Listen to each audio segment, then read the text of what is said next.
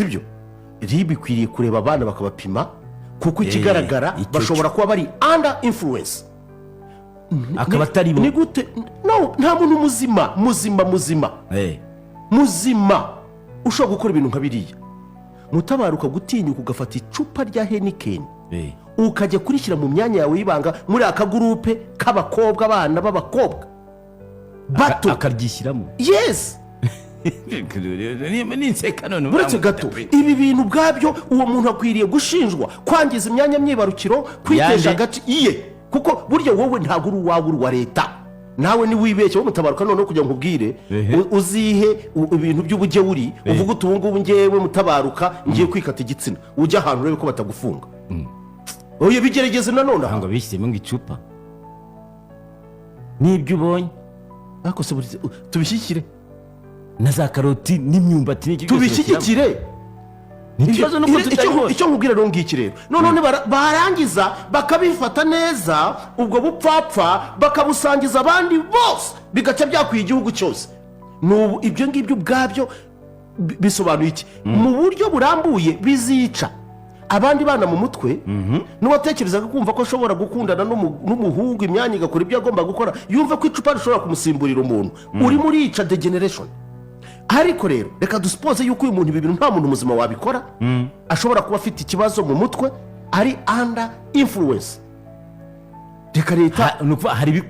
ibimukinamo reka leta imufashe mbere na mbere ibanze mujyane bamupime ibiyobyabwenge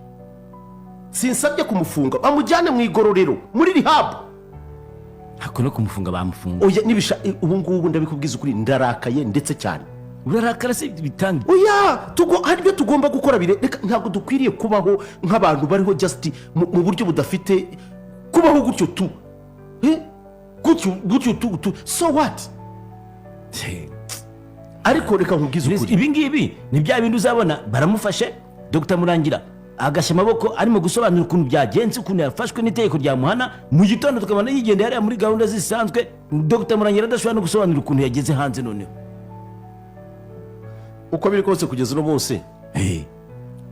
ndakubwiza ukuri ikintu cyitwa ibiyobyabwenge bimaze abana bacu cyane cyane aba bana b'abakobwa barashize rega n'ibyo bicupa bijombagura nabyo ni ibiyobyabwenge ntabwo ushobora kwijomba icupa monami uzi ko kugira ngo wijombe icupa wajya gutega wenda bikagira inzira kandi ubwo nabyo akifotora akabishyira habona kuko niba abantu babibonye ni uko yabishyize hanze ariko se seriously bugacya mu gitabo bati banshimuse ngo urubuga rwanjye barushimuse ibi rero nibategura itegeko no mu bihano birimo hakabamo guhana abantu kutazongera gukoresha imbuga nkoranyambaga mu gihe runaka kugira ngo iyo addiction nayo ubwayo bashiremo n'ibindi bitandukanye hanyuma ikindi kandi bazahindura amazina hanyuma ikindi bakoreshe ka gasisteme k'ubufaransa niba ugiye gufungura imbuga nkoranyambaga shyiraho indangamuntu yawe kugira ngo ubugoryi bwose uzakora abantu babumenye utayishyiraho bidafunguka ibi mushobora kubifata gutya ariko abatekereza sinzi icyo duhaze sinzi umurengwe dufite ariko aho turi mu kugana ni habi ndetse cyane kurushaho njye ntacyo bimbwiye maybe I will be gone kuri Mutabaruka nawe ndabona ibyo bihe bibi atazabibona mu myaka nka 20 iri imbere ibyo turi kubona si ubu ngubu ni byiza biteye isoni ariko it's now or never dutekereze uyu munsi turebe ibi ni ibintu biteye isoni uraza ukareba ugasanga abantu bose babaye ibihugu ni uko bigenda bipfa abantu mubibona murebera none ukabona ariko nk'uyu munsi hagira abantu bafasha nk'abari mu nteko ishinga amategeko cyane cyane muri komisiyo y'imibereho myiza y'abaturage ngira ngo ndetse bijya